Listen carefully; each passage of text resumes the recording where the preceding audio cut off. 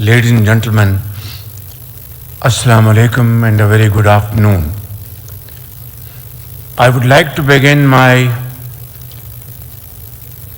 submissions by expressing deep admiration to the leadership of His Highness Sheikh Mohammed bin Zayed Al Nahyan and His Highness Sheikh Mohammed bin Rashid Al Maktoum for bringing together like minds to exchange ideas, forge partnerships, and collectively navigate the challenges and opportunities for a better future for mankind. It is indeed a great pleasure to be back in Dubai, a place where I've spent my youthful years back in early 70s when I was part of a project. My late father was establishing a steel plant here in Rashidia, Dubai. And today again, standing here in Dubai for this summit, Dubai has become a city where the future meets the present, a hub of global economy, commerce and technology, and it is absolutely amazing to go around and see the most innovative interventions Dubai has introduced over the last many years.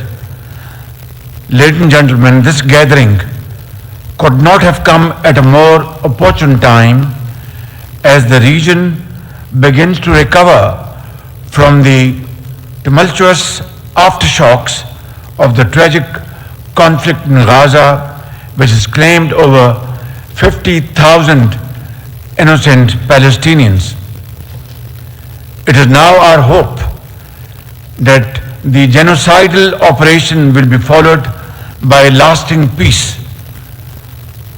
However, Pakistan believes that durable and just peace is only possible through a two-state solution in accordance with the relevant UN resolutions.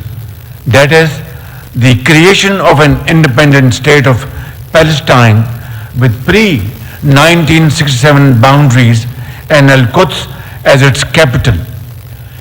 Ladies and gentlemen, today I address this august gathering of visionaries, policymakers, and global leaders as the Prime Minister of Pakistan, a nation that over the past 7 decades has navigated immense challenges while remaining steadfast in its commitment to progress, resilience, and international cooperation. Ladies and gentlemen, despite huge challenges, placing our economy on a firm footing has been a central plank of what we have achieved in Pakistan in the last 1 year. And as I speak today, Pakistan stands at a defining moment of economic transformation.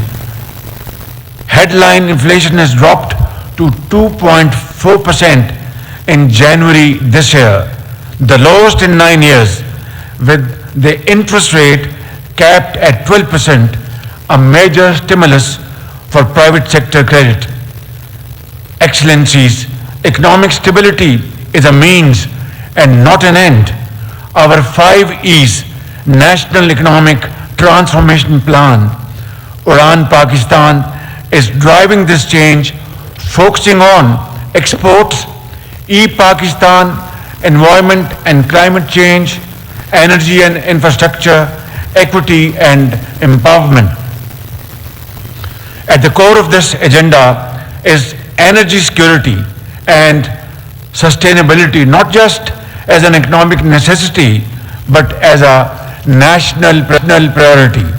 Pakistan is committed to achieving a 60% clean energy mix by 2030 and transitioning 30% of all vehicles to electric mobility. We are rapidly scaling up solar, wind, hydropower, and nuclear energy. Our southern regions hold 50,000 megawatts of untapped wind energy potential. Our northern hydropower projects will add 13,000 megawatts of clean energy capacity. Solar energy adoption is being accelerated through policy reforms, tax exemptions, investment incentives, net metering, and waiving of custom duties on solar panels and other equipment. Excellencies, Pakistan offers one of the most dynamic investment landscapes in Asia, with 70% of its dynamic, young, and tech-savvy population under the age of 30. A strategic location that Pakistan is, bridges South and Central Asia, and an emerging middle class. Our economy presents promising opportunities. We are simplifying business regulations, enhancing legal protections, and streamlining investment approvals to make Pakistan a leading destination for global capital. To drive investment in key sectors, the Special Investment Facilitation Council has been established, focusing on renewable energy and resilient infrastructure, technology and digital economy, minerals and industrial development, and agricultural and food security. Ladies and gentlemen, Pakistan is embracing eco-friendly agricultural innovations under the umbrella of the Adaptation Policy 2023 to enhance productivity, ensure food security, and strengthen our rural economy. We are working to enhance water efficiency through drip irrigation, precision farming, drought-resistant crops, and watershed management to restore depleting aquifers. We are also incentivizing agri-tech innovation by deploying solar-powered irrigation systems, using renewable energy sources for farm operations, and climate-smart sensors to monitor soil and weather conditions, to modernize our farming systems while reducing our environmental footprint. Next month, inshallah, 1,000 Pakistani agricultural graduates are being sent to China for training in advanced agricultural techniques. Ladies and gentlemen, while we pursue growth targets, the underlying priorities remain centered around uplifting communities, creating equitable opportunities, and building a prosperous future for our people. Ladies and gentlemen, the global shift to a green economy requires a shared responsibility. While we are fully committed to mobilizing domestic resources and policy reforms, international partnerships and financial support remain critical to achieving this goal. Pakistan's energy transition alone demands $100 billion in investment. Therefore, we call upon governments to strengthen climate financing and technology sharing, private investors to explore Pakistan's clean energy and infrastructure opportunities, multilateral institutions to support emerging economies like Pakistan in achieving sustainable growth.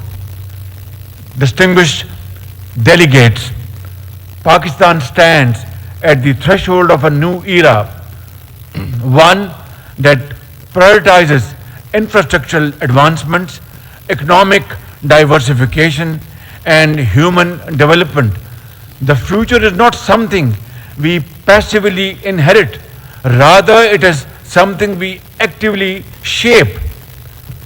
Let this summit